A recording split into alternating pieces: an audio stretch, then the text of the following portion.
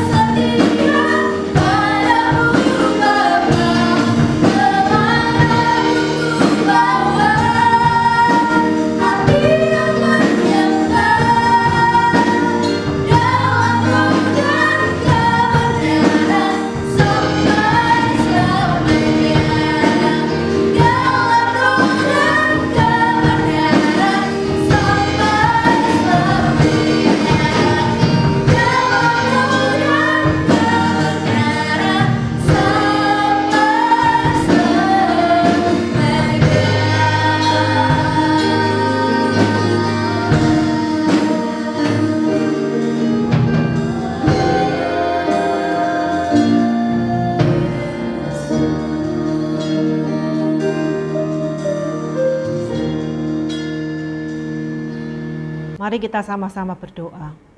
Ini yang menjadi kerinduan hati kami ya Bapa, untuk menjadi seorang hamba yang taat dan setia kepadamu, menyenangkan hatimu dan memuliakan namamu dalam segala hal yang kami lakukan. Tuhan, urapi firman-Mu, urapi hamba-Mu, untuk kami boleh sama-sama belajar menjadi pelaku-pelaku firman-Mu yang setia. Di dalam nama Tuhan Yesus kami mengucap syukur dan berdoa. Haleluya, amin. Shalom, saudara-saudara dimanapun Anda berada. Senang sekali saat ini kita boleh kembali beribadah kepada Tuhan. Mari kita datang beribadah kepadanya dengan hati yang haus dan lapar akan firman Tuhan, hati yang haus dan lapar akan lawatan Tuhan. Menghadapi masa-masa sulit di hari-hari ini, masa pandemi COVID-19, Tuhan sesungguhnya sedang menguji setiap kita, saudara. Tuhan menguji iman kita, Tuhan menguji karakter kita. Apakah di saat-saat seperti ini kita tetap mau taat kepada Tuhan, mau tetap setia kepada Tuhan? Apakah kita sesuai dengan firman Tuhan minggu lalu tetap bisa bersuka cita di dalam pengharapan dan bersabar dalam kesesakan serta bertekun di dalam doa? Biarlah pada saat ini saudara kita mau membuka hati kita dan kita katakan kepada Tuhan, Tuhan saya siap, saya mau. Apakah kita mau mengasihi Allah dengan segenap hati kita, atau kita telah tertarik oleh daya tarik dunia ini? Firman Tuhan dalam 1 Yohanes 2 ayat 15-17, mari kita baca bersama-sama. Janganlah kamu mengasihi dunia dan apa yang ada di dalamnya. Jikalau orang mengasihi dunia, maka kasih akan Bapa tidak ada di dalam orang itu. Sebab semua yang ada di dalam dunia, yaitu keinginan daging dan keinginan mata serta keangkuhan hidup, bukanlah berasal dari Bapa, melainkan dari dunia. Dan dunia ini sedang lenyap dengan keinginannya. Tetapi orang yang melakukan kehendak Allah tetap hidup selama-lamanya. Ya, saudara, kita harus menetapkan pilihan. Mengasihi dunia atau mengasihi Allah. Yang jelas, kita tidak bisa mengasihi kedua-duanya dalam waktu yang sama. Sebab apa? Yakobus 4 ayat 4 katakan bahwa persahabatan dengan dunia itu adalah perseteruan atau permusuhan dengan Allah. Bagaimana? Kita tidak bisa untuk menjadi sahabat dunia kemudian menjadi sahabat Allah juga tidak bisa. Ya, berarti kita sedang berseteru dengan Allah. Betapa celakanya kita kalau kita menempatkan diri kita sebagai musuh Allah. Dan yang kedua, firman Tuhan juga katakan kita tidak bisa mengabdi kepada dua tuan, kepada Tuhan juga kepada Mamon, tidak bisa saudara. Dengan demikian, jikalau kita mengabdi kepada dua tuan, kita akan mengasihi yang satu dan membenci yang lain. Kita akan setia kepada yang satu dan tidak setia kepada yang lain. Hal ini tidak bisa terjadi atau kita lakukan. Kemudian apalagi? Orang yang mendua hati itu tidak tenang dalam hidupnya. Kita tidak bisa naik dua perahu dalam waktu yang sama. Mungkin saat perahu itu berhenti dan dilekatkan, kita bisa berdiri sebentar saudara. Tetapi ketika perahu itu berjalan, pasti kita akan jatuh. Demikian juga kita tidak bisa mengasihi dunia tapi juga mengasihi Allah, itu tidak mungkin. Akan terjadi satu pembiasan yang awalnya mungkin nggak kelihatan, tapi makin jauh, makin bias dan itu makin bertolak belakang. Jadi pada saat ini kita harus menetapkan pilihan kita. Mau mengasihi dunia atau mengasihi Allah. Mengasihi dunia. Firman Tuhan ini dikatakan jangan kamu mengasihi dunia dan apa yang ada di dalamnya. Jikalau orang mengasihi dunia maka kasih akan Bapa tidak ada di dalam orang itu. Kalau kita memilih untuk mengasihi dunia, kasih akan Bapa tidak ada dalam hidup kita. kita menjauh dari Tuhan, kita jauh dari kehendak Tuhan. Sebab semua yang ada di dalam dunia, yaitu keinginan daging dan keinginan mata serta keangkuhan hidup, bukanlah berasal dari Bapa, melainkan dari dunia. Jadi semua yang ada di dalam dunia dikatakan adalah keinginan daging. Keinginan daging berbicara soal hawa nafsu, nafsu daging yang membawa kita kepada kebinasaan, yang membawa kita terseret jauh dari kehendak Allah, dari hadirat Allah.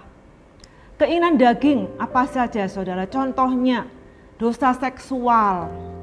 Saudara, hal ini berbicara tentang kekudusan. Engkau anak-anak muda, bisakah, maukah, bersediakah engkau bergaul dengan sehat, bergaul dengan kudus? Juga orang-orang yang sudah berkeluarga, tetap setia kepada pasangan yang Tuhan telah tetapkan. Menjaga kekudusan tempat tidur. Yang marak juga terjadi, ada pro kontra di tengah dunia ini adalah tentang LGBT. Bagaimana homoseksual dan lesbian, itu semua adalah keinginan daging. Apalagi keinginan daging, berbicara soal keinginan perut. Wah, hari-hari ini adalah zaman kuliner ya. Orang bisa mengumbar keinginannya, rasanya nggak nafsu kalau belum makan makanan yang tertentu. Atau kita pilih makanan yang mahal-mahal bisa jadi saudara. Padahal firman Tuhan katakan bahwa makanan itu untuk hidup dan bukan hidup untuk makanan. Jadi mari kita jangan terkecoh. Karena dosa di akhir zaman adalah juga kata firman Tuhan seperti zaman Nuh akan terjadi di akhir zaman ini. Dosa makan dan minum, kawin dan mengawinkan. Berbicara soal apa? Soal makan, minum, soal keinginan perut dan dosa seksual. Kemudian, apa yang ada di dalam dunia? Yaitu keinginan mata. Keinginan mata, saudara, itu satu kepuasan yang kita dapatkan lewat penglihatan kita.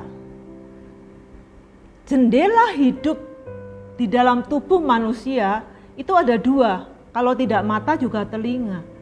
Jadi apa yang kita lihat, yang kita dengar, dan itu mendatangkan kepuasan bagi keinginan daging kita, saudara, itu akan terekam di dalam memori kita.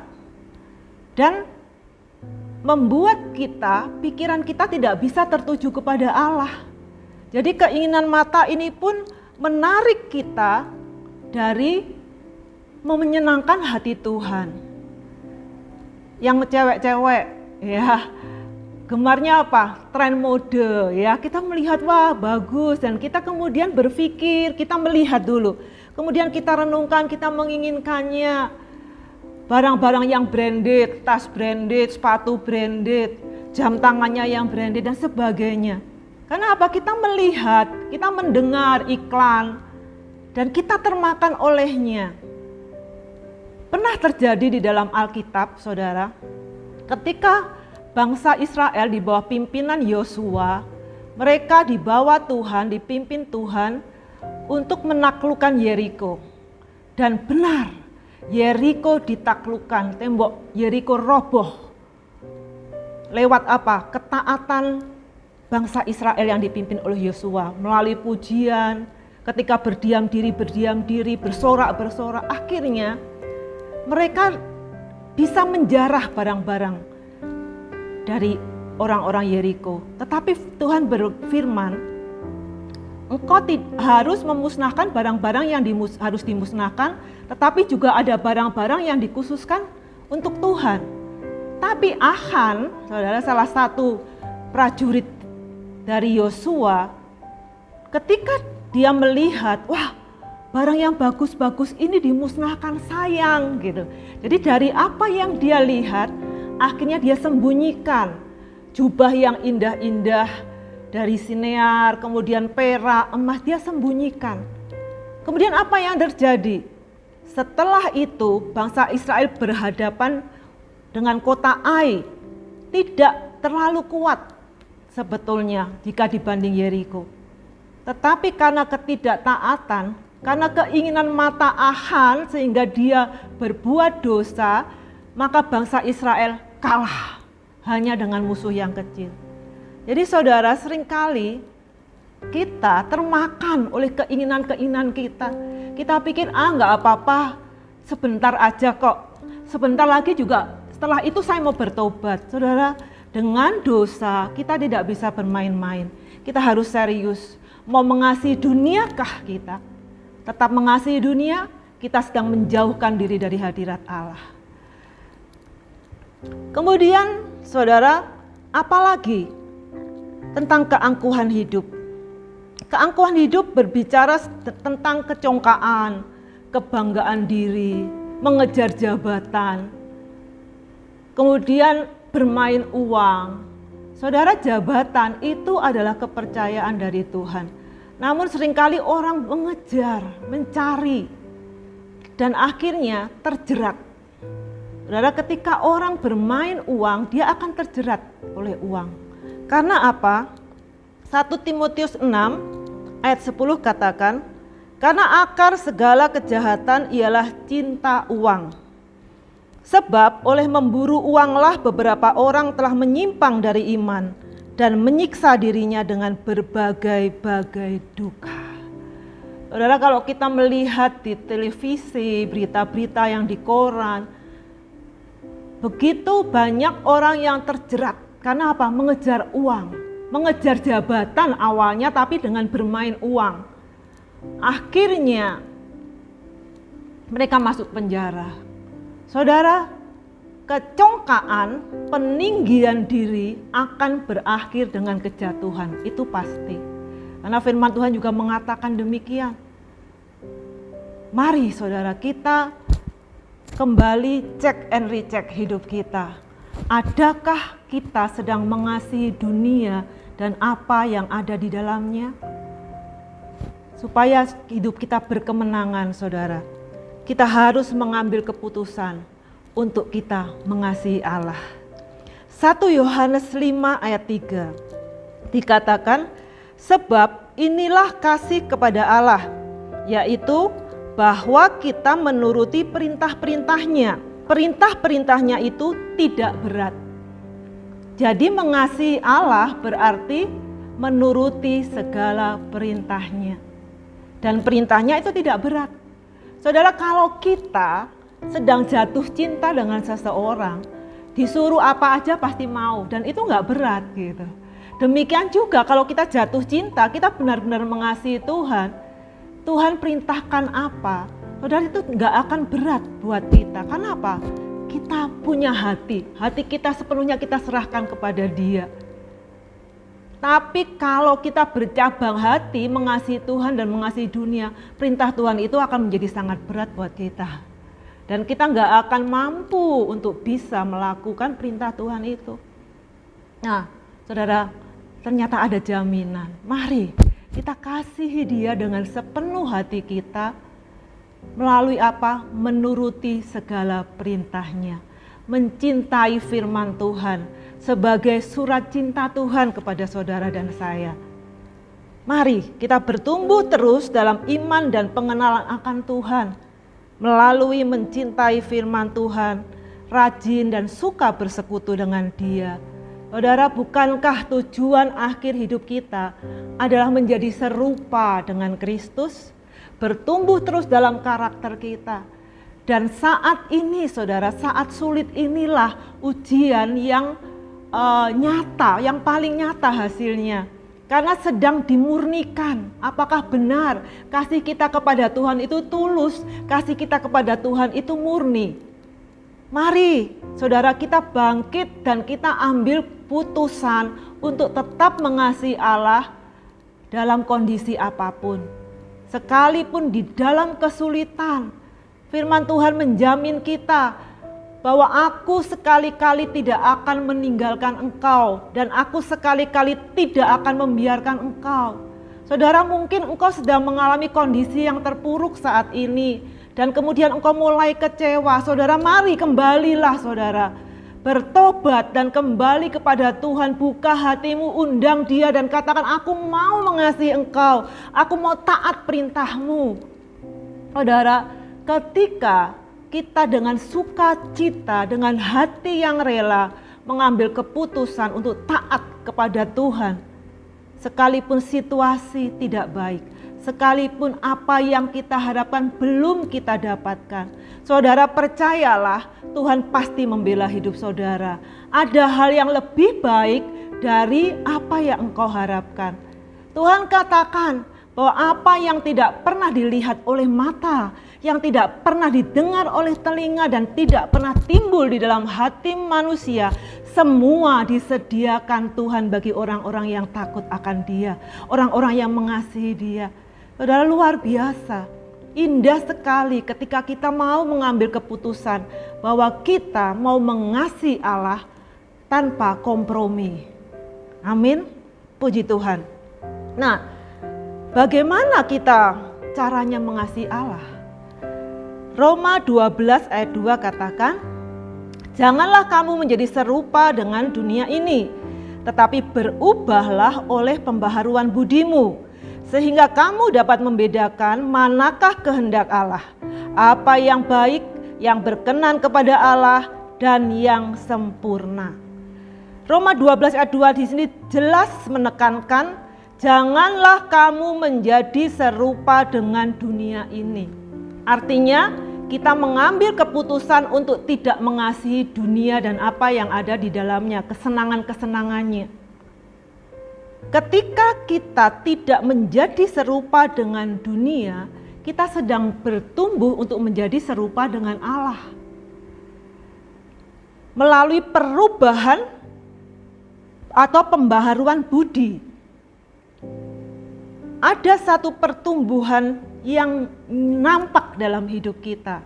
Untuk semakin hari lewat pikiran kita yang diperbaharui, kita bisa memandang sebagaimana Allah memandang. Jadi kita punya perspektifnya Allah dalam hidup kita. Saudara, ketika kita memiliki perspektif Allah, persoalan datang dalam hidup kita, kita tidak merasa oh ini terlalu berat, ini terlalu besar. Karena apa? Kita memiliki Allah yang jauh lebih besar dari segala masalah yang kita hadapi. Ketika kita memiliki perspektif Allah, kita menyadari saudara bahwa kesulitan, penderitaan yang kita alami saat ini itu adalah satu proses. Bagian dari kehidupan yang harus kita lewati. Tapi kita nggak melewatinya sendiri, kita melewati bersama dengan Tuhan. Tuhan yang maha kuasa, Tuhan yang maha segala-galanya, itu yang memampukan kita saudara. Luar biasa, indah sekali ketika kita mau mengambil keputusan untuk mengasihi Allah. Janganlah kamu menjadi serupa dengan dunia ini, tetapi berubahlah oleh pembaharuan budimu, sehingga kamu dapat membedakan manakah kehendak Allah, apa yang baik, yang berkenan kepada Allah, dan yang sempurna. Nah, saudara, apa yang menjadi kerinduan Allah? Dalam Filipi 4 ayat 8 dikatakan, jadi akhirnya saudara-saudara, semua yang benar, semua yang mulia, semua yang adil, semua yang suci, semua yang manis, semua yang sedap didengar, semua yang disebut kebajikan dan patut dipuji, pikirkanlah semuanya itu. Pembaharuan pikiran kita saudara, pembaharuan budi kita dapat terjadi ketika kita hidup menghargai firman Tuhan, menuruti perintah-perintahnya. Dan pembaharuan pikiran artinya pikiran kita disejajarkan dengan pikiran Kristus. Apa yang benar, mulia, adil, suci, manis, sedap didengar, kebajikan, patut dipuji. Pikirkan semuanya itu. Kalau pikiran kita dipenuhi dengan hal-hal yang baik, hal-hal yang benar dan membangun. Saya percaya saudara, kita tidak memberi kesempatan buat kita melakukan dosa dan pelanggaran. Puji Tuhan. Kembali ke bacaan kita semula. Dari 1 Yohanes 2 ayat 17 dikatakan apa? Mari kita baca bersama-sama. Dan dunia ini sedang lenyap dengan keinginannya. Tetapi orang yang melakukan kehendak Allah tetap hidup selama-lamanya. Amin. Orang yang melakukan kehendak Allah, orang yang taat kepada firman Allah, orang yang bukan hanya menjadi pendengar tetapi menjadi pelaku firman, dia akan tetap hidup selama-lamanya. Kenapa saudara? Karena orang-orang yang melakukan kehendak Allah, dia memiliki ketahanan dalam menghadapi masa sukar. Mari saudara, sungguh kita nggak bisa menghadapi kesulitan dan menghadapi ketidaktentuan di tengah pandemi ini tanpa Allah. Kita membutuhkan Allah supaya kita punya ketahanan, tidak mudah menyerah, tidak mudah putus asa, kecewa, mengasihani diri sendiri, dan lari dari kenyataan, lari dari tanggung jawab. Saudara, apabila ada di antara engkau yang karena engkau merasa lelah dan tidak sanggup, engkau sempat terpikir untuk udah menyerah, udah aku pergi jauh aja, lari dari kenyataan. Saat ini saudara, mari bertobat. Ada kesempatan, ada selalu pengharapan di dalam Tuhan. Selalu ada jalan keluar di dalam Dia. Kenapa orang yang melakukan kehendak Allah tetap hidup selama-lamanya? Karena mereka memiliki pengharapan yang pasti kepada Tuhan. Firman Tuhan katakan, karena aku tahu kepada siapa aku percaya.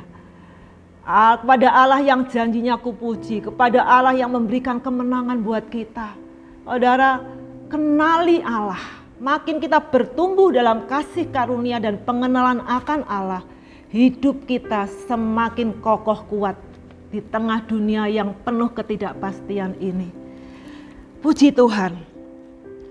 Orang yang melakukan kehendak Allah, saudara, dia mengerti tentang makna hidup yang sesungguhnya.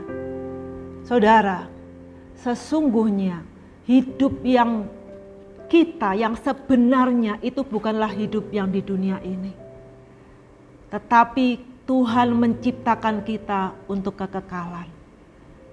Kalau kita mengerti bahwa kita hidup di dunia ini hanya sementara, hanya sebuah gladi bersih saudara. Jadi bukan pertunjukan yang sesungguhnya, baru latihan. Sehingga kita nggak akan mudah putus asa dan menyerah.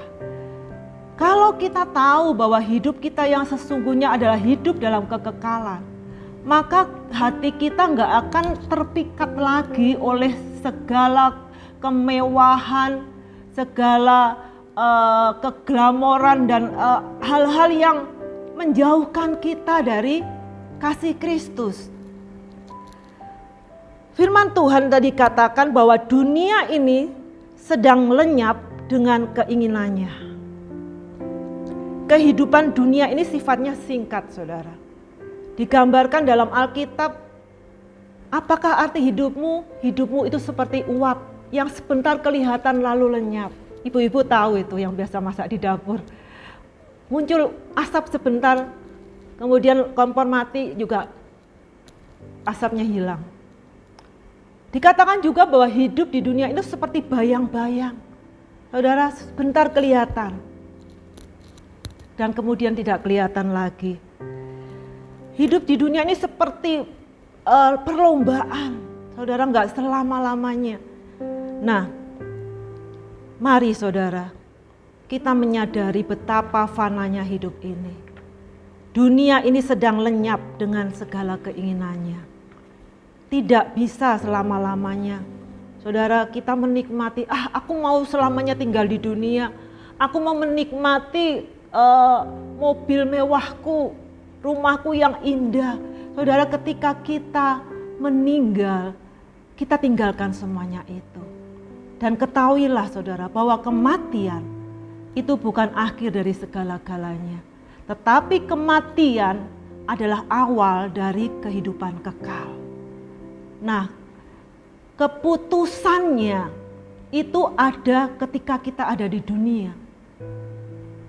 Bagi saudara yang masih meragukan, kemana aku akan pergi ketika aku setelah meninggal nanti. Saudara, Tuhan Yesus mati di atas kayu salib bagi semua orang berdosa. Dan Dia, saudara, Allah yang penuh kasih, Dia tidak rela satu orang pun binasa. Itu sebabnya Dia mau mengorbankan nyawanya untuk apa? Pengampunan, penebusan saudara. Dari segala hutang dosa yang saudara nggak sanggup bayar, Tuhan Yesus telah bayar. Tuhan Yesus telah selesaikan itu di atas kayu salib. Dan ada janji, jaminan keselamatan bagi setiap orang yang percaya kepada Yesus Kristus sebagai Tuhan dan Juru Selamat satu-satunya dan tidak ada yang lain. Mereka mendapat kehidupan kekal di surga bersama dengan Dia. Mari saudara, kita menyadari mungkin hidup di dunia ini engkau mengalami banyak penderitaan. Tapi saudara, firman Tuhan katakan bahwa ketika kemah kediaman kita di bumi ini dibongkar, Tuhan telah menyediakan rumah yang kekal, yang begitu indah di surga. Hidup di dunia ini seperti berkemah. Kita nggak akan berkemah terlalu lama, saudara. Ya, kalau pramuka kemah mungkin 1, 2, 3 hari. Jambore juga nggak lama-lama. Nah, kehidupan yang sesungguhnya adalah di kekekalan. Nah, dibandingkan dengan kekekalan, kehidupan di dunia ini sangat singkat, saudara. Bisa digambarkan seperti seutas tali yang sangat panjang sekali dan tidak terukur panjangnya. Kehidupan di dunia seperti sebuah titik di dalam tali itu, terlalu singkat, terlalu kecil. Makanya saudara, jangan engkau menyerahkan dirimu untuk mengasihi dunia. Engkau akan kehilangan segala-galanya. Karena dunia ini sedang lenyap dengan segala keinginannya. Tetapi orang-orang yang melakukan kehendak Allah akan hidup selama-lamanya. Ketika kita hidup dengan mempertimbangkan kekekalan, saudara, dipastikan bahwa nilai-nilai kehidupan kita akan berubah.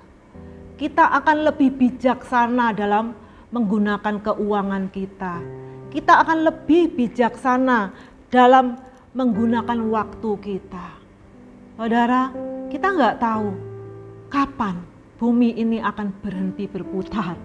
Tetapi ketika kita siap, kita tahu bahwa kehidupan kita yang sesungguhnya bukanlah di bumi ini. Saudara, kita seharusnya hidup makin bijak. Karena apa yang kita lakukan di bumi itu menentukan untuk kekekalan nanti. Kemudian, nilai apa lagi? Kita makin menghargai, lebih menghargai hubungan dan karakter daripada popularitas, kekayaan, atau prestasi. Betapa banyak orang-orang di dunia ini, saudara, yang bersaing begitu tidak sehat. Sampai terjadi pembunuhan, saling merugikan. Karena apa? Memenuhi keinginan ego. Banyak orang bagaimana cara menjatuhkan musuhnya dan sebagainya. Tetapi orang yang mengerti bahwa dia diciptakan untuk kekekalan, dia akan berkemenangan akan hal ini. Menghargai hubungan. Saudara, apabila ada di antara engkau yang sedang bermusuhan dengan saudaramu, teman sepelayanan, teman kerja, mungkin saudaramu di dalam satu rumah, engkau sedang bermusuhan. Saya katakan, saudara, firman Tuhan mengingatkan berdamailah. Hargai hubungan, hargai karakter, lebih dari keinginan-keinginan yang engkau ingin terpenuhi. Kemudian, kalau kita mengerti bahwa kita diciptakan untuk kekekalan, prioritas-prioritas hidup kita akan berubah. Bukan lagi kita mengejar hal-hal yang fana yang ada di dunia ini, tetapi kita mengejar hal-hal yang kekal. Makanya firman Tuhan mengatakan, carilah dahulu kerajaan Allah dan kebenarannya, maka semuanya itu akan ditambahkan kepadamu. Bukan berarti saudara tidak boleh bekerja, tidak. Firman Tuhan katakan orang yang tidak bekerja tidak patut mendapat makan. Tetapi apa yang Tuhan mau? Saudara, kita mengutamakan Dia di atas segala-galanya. Maka Tuhan yang akan menambah-nambahkan dalam hidup kita. Karena Dia tahu apa yang kita perlukan, saudara. Ketika kita tahu bahwa hidup kita ini adalah hidup untuk kekekalan. Hidup yang sesungguhnya adalah hidup yang bernilai kekal. Kita hidup tidak lagi mengikuti tren mode, baik pakaian, mobil, atau kita mengejar target-target, mengumpulkan kekayaan sebanyak-banyaknya. Bukan itu, saudara. Tetapi bagaimana kita bisa lewat berkat yang kita terima, kita berbagi. Bagaimana kita mengasihi Tuhan dan mengasihi sesama. Puji Tuhan. Firman Tuhan tidak saya panjangkan, saudara. Tetapi Tuhan mau engkau mengambil keputusan saat ini untuk mengasihi Tuhan dengan lebih sungguh-sungguh lagi, menaati segala perintahnya, beribadah kepada Dia dengan penuh hormat, dengan kehausan dan kelaparan akan Dia. Saudara, pasti Tuhan akan membela hidupmu. Jangan khawatir, saudara, tentang hari esok, karena hari esok punya kesusahannya sendiri. Tuhan menjamin ketika kita hidup mengasihi Allah dan menaati perintahnya, kita pasti mengalami kebahagiaan bukan hanya di bumi ini saja, saudara. Terlebih adalah kebahagiaan di dalam kekekalan bersama dengan Yesus. Puji Tuhan. Mari kita tundukkan kepala. Terima kasih ya Tuhan. Terima kasih buat firman-Mu yang telah Kau singkapkan pada saat ini. Kami tahu Tuhan, kami tidak boleh mengasihi dunia dan apa yang ada di dalamnya. Kami harus mengambil keputusan.